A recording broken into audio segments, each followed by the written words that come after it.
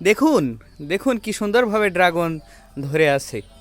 একটি গাছে দেখেন কটিক ড্রাগন, সবগুলো হারভেস্ট করা উপযুক্ত। কিন্তু আমার যে আঙ্কেল হয় সে আর কি এই তার এক শুভাকাঙ্ক্ষীর জন্য এই ড্রাগনগুলো রেখে দিয়েছে। তো দেখুন একটি গাছে কটিক, মানে না দেখলেই বিশ্বাস করতাম না।